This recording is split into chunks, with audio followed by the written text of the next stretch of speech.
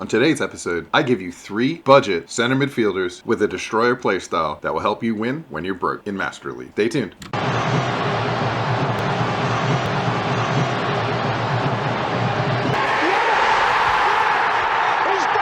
So I've got 3 players to move through, so I'll do this pretty quickly, but the first thing I want to do is break down how destroyers play and what I learned from the analysis that I did. So basically, destroyers are usually more heavily defensive or physical players, and their job is really to chase down whoever is coming at them. And basically what you get with a destroyer is you get a free gegenpress. So you get a player who is going to automatically attack an offensive player that has the ball that's coming towards your defensive line or your midfield. Now, what's really cool about Destroyer is if you take another player and you try and also go and attack that same player, the Destroyer will actually come up and do their thing even without you necessarily needing to call a second man. And so you can mark them or strafe them and a Destroyer will still come in and take them out. And that's really what they do. Their job is to just police the opposing team. Now, the main characteristic that I found out while doing this was that Destroyers have a lack of discipline on both sides of the ball. And what that means is basically on the defensive side, they're going to leave their position or their assignment or their specific area, and they're going to go and attack a player. So this can be good because you can shut moves down early, but it can be bad because it can open up space and cause chaos in your back line because it will leave gaps open. And so if you have players that are very well tactically prepared or have a very good game plan or are very skillful, then this can become a real problem for you if you have destroyers, because they essentially, if they get beat, can leave large holes in your defense. So it's both good and bad. On the offensive side, they really do the same thing. Their lack of discipline allows them to push forward or burst forward and kind of very direct runs into attacking midfielder positions or into the opposition's box. And it creates mismatches for the opposition's defense. But again, it also creates holes in your formation and your tactics. And this can be a problem from that perspective too. So there's a lot of risk reward with destroyers. They can be really, really good at shutting moves down, but they can also open up a lot of opportunity for your opposition. And so you have to make sure that when you have a destroyer in your playstyle, that you have other playstyles to cover them, or you've set your tactics in such a way where if they leave their position, they're not the only ones that are stopping someone from breaking through, that you have a covering system behind that destroyer playstyle. Okay.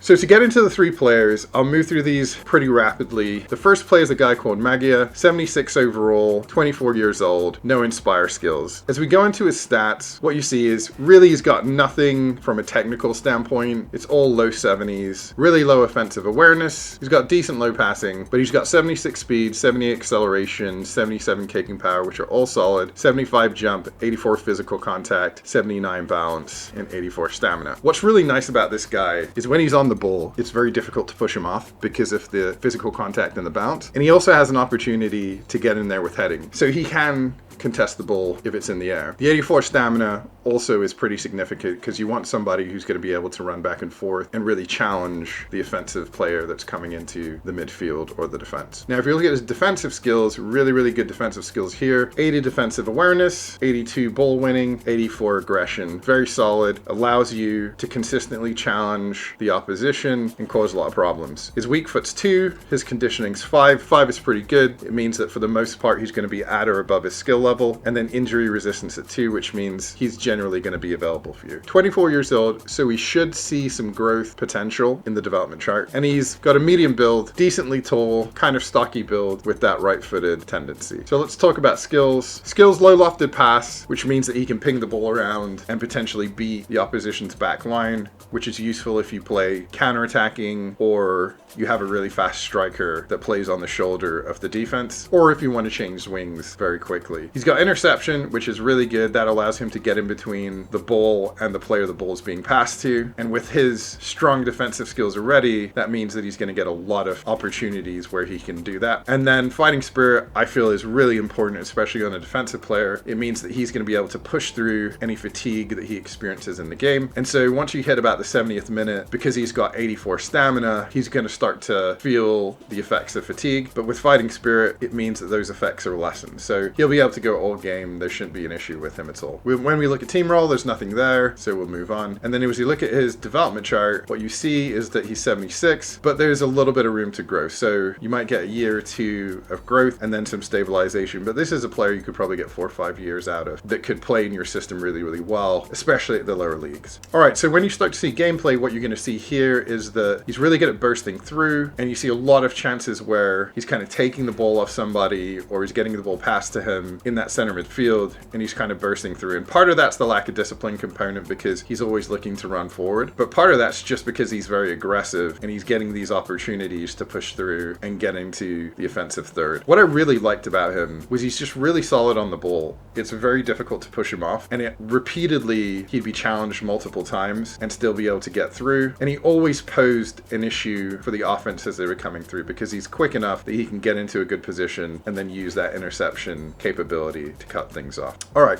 so let's move on to the next player, a guy by the name of Jimba, right-footed, 22 years old, no Inspire skills. As we take a look at his ratings and abilities, again, very little on the technical side, 75 low pass, which is good, 75 speed, 74 acceleration, so a lot slower than the last player we looked at, but he's got a higher kicking power, which relatively isn't going to affect us here because we're not going to be shooting with these guys much. But he's got 89 physical contact, which is really significant when he's trying to get the ball and when he's trying to hold on to the ball. So this is more of a hold-up type midfielder. So you could get the ball, take it off somebody, stop, hold it up, wait for someone else to burst through, and then pass it off to them because he's got decent low passing. He's also got 85 stamina, which is really, really solid. As we go to defensive skills, a lot less on defensive awareness, so not a player that you should rely on to auto the computer as far as defensive capabilities, but he's got 75 ball winning and 86 aggression, which will put him in opportunities where he can kind of body bump the offense and just take the ball off them. And you should see a lot of that happening with this guy. He can be a little bit of a bully if you user him. He's got a weak foot of 2, conditioning at 5, which again means that for the most part, he's going to be at or above his skill level, and an injury resistance of 2, which means that for the most part, he's going to be available for team selection. His age is 22, but you can see on this, he's actually pretty tall. So he's got a bigger body, he's taller, and this goes along with his physicality. So if you want someone that's very physical, that's going to give you a little bit of hold-up play, this is probably the player that you want to go with, knowing that you can't rely on him solely to be usered by the computer on defense, that you'd have to kind of take him over and do some of that with him. As we go to skills, really the only skill he has here is fighting spirit. I'm actually okay with that. It would be nice for him to have some offensive or defensive skills, but fighting spirit's pretty good. It means that because he's got that good stamina, he's going to be able to go all game and continue to put pressure on the opposing team on both defense and offense. So you've got a guy who's going to last all 90 minutes and potentially into overtime. On team role, he comes in at a leader level 1, which is actually pretty good. It means he offers some contribution to match day and to the team. So that's a plus. And then if we look at his development sheet, there's room to grow here. So this player is going to grow for probably another 4 years. And what you're going to get from him is a player that's probably going to end up about 77, 78, giving you an opportunity to add some of those skills and to put points in some of those things that he's lacking, like defensive awareness. If we look at how he plays on the field, what you'll see is that he's in a lot more kind of intricate build-up play, which I thought was kind of interesting. And I think part of that's because really he's not super mobile. He's a player that you're going to use more statically. And so this again kind of goes to what we talked about, where you're going to be playing off him, doing 1-2s, doing little short bursts, but you're not going to rely on him to kind of push all the way through. And he did score for me, which means that once he gets up and around the box area, because of that kicking power, he can whack him pretty hard. But like I say, if you want someone to do hold-up play, this is probably your guy. If you want someone who's a little more mobile, you probably want to go with Magia.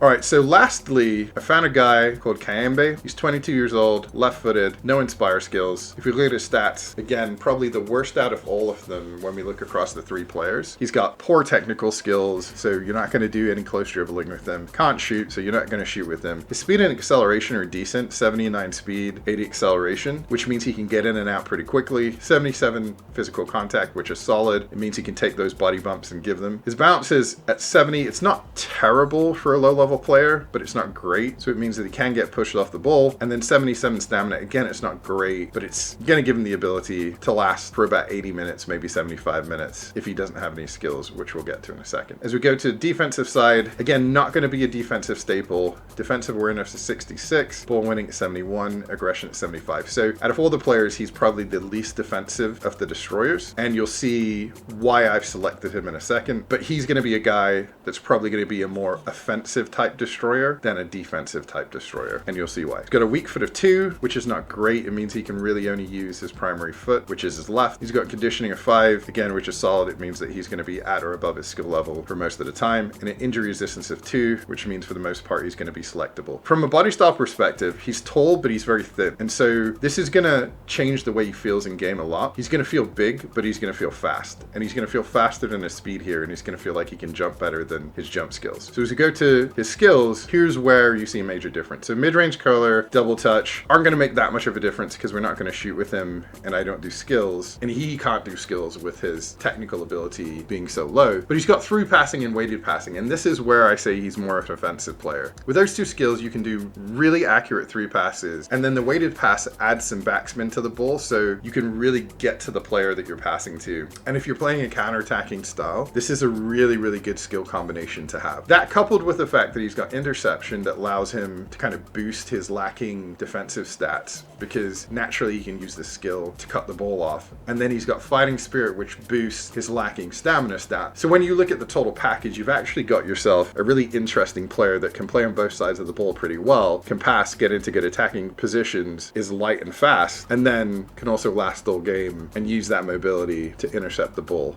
Now, he's not going to be your primary defensive threat, but he's just going to be a player that can add to the defense and the offense, similar to kind of a box-to-box player, but with a little more defensive approach. Under team role, there's really nothing there, so we'll move on. And because he's young, there's a large opportunity for growth here. So you've got a player over the next 3-4 years that's probably going to grow 5 points, and he's going to probably end up somewhere around 75, 76 once he's done growing. If you move to gameplay, you kind of see a lot of what I was talking about. Basically, he's really light, really fast, finds himself in really good positions, and relies a lot on that passing, those through balls in the way that he attacks. He's actually pretty dangerous because he can get up into those positions pretty quickly, and because he's got that lack of discipline, which means he's going to run forward and just be part of the attack, it does give him the ability to add a lot. And honestly, I was trying not to add him to this, but he was good enough that I really had to add him as a recommended player, because I think there are a lot of you out there that are going to be using this type of destroyer who want a little bit of defensive coverage, but also want someone who's going to push forward and get involved with the attack, but you don't want a box to box, and the other play styles might not be right for you. All right, so with that being said, I hope this helps. Please take a look at them, use them, tell me what you think. If you find some other players at the destroyer level that are budget, let me know. I'd love to find out who you guys are using, and I'll be back soon with some more budget players at the defensive midfield position, so stay tuned for that. See you soon, guys. Take it easy. Bye. Hey guys, I'm new to YouTube, so if you like the content, please give me a like. If you like the topics, please subscribe, and always leave a comment if you can. Thanks, guys.